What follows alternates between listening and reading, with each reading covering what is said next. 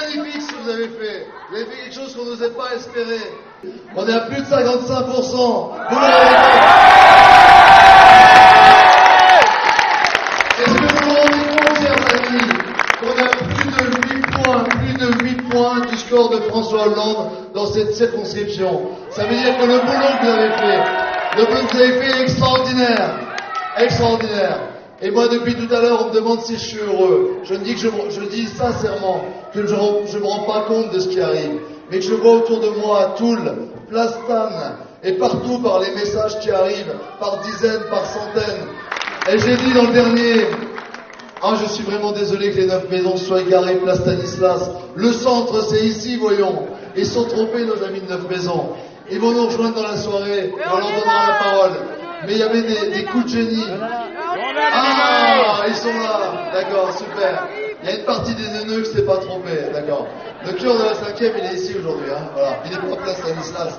Le changement, c'est ici. Et je disais que le dernier message qu'on a envoyé avec Audrey, il était minuit moins 4. Elle me dit, il est plus temps de changer de titre. Je lui dis, change-le quand même. Elle a envoyé un message qui dit, c'est beau un mouvement qui monte. C'est beau un mouvement qui monte. Et alors il restait un petit paquet de tracts, on était 4-5 un peu déprimés que ça soit fini, il était 9h du soir. On dit c'est pour nous, on le prend.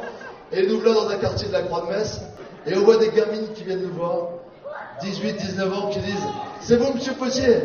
Alors on vote pour vous, mais à fond. Et là j'ai dit il se passe quelque chose. On nous reconnaît même là quoi. Et il y a de l'espoir, ils ont 18 ans et ils croient en nous. Et on se dit tout à coup, ça valait le coup toute cette fatigue. Ça valait le coup parce que ça fait écho dans une France qui est belle, dans une France qui aspire à la fraternité, à l'initiative, à l'effort, au respect, à la justice. Tout ce combat qu'on a mené, c'est un mouvement qui monte. Il est en train de se passer quelque chose sur ce territoire. Et c'était grâce à vous, à l'énorme travail de mobilisation que vous aviez fait, à la rénovation culturelle des idées de la gauche.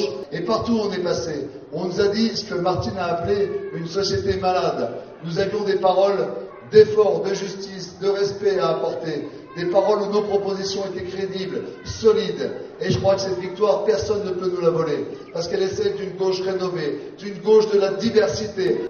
Non, je le dis vraiment, Marianne ne pouvait pas avoir les couleurs de notre adversaire. Marianne, elle a les couleurs de la liberté, de l'égalité, de la fraternité. Et ça s'incarne.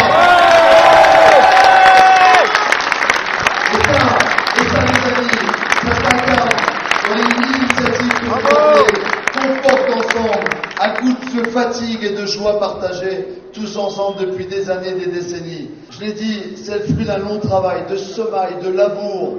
C'est pas une aventure individuelle, c'est une aventure collective et elle vient de loin, de très loin. C'est ça que je dis aux médias. Et je leur dis que sur les convictions, on n'a rien cédé. Et si des électeurs qui ont été perdus au premier tour nous ont rejoints, c'est peut-être simplement parce qu'on était crédibles. On était crédibles parce qu'on portait des choses qui relèvent de l'expérience et de conviction et qu'on n'a pas transigé. Et je vais vous le dire pour conclure.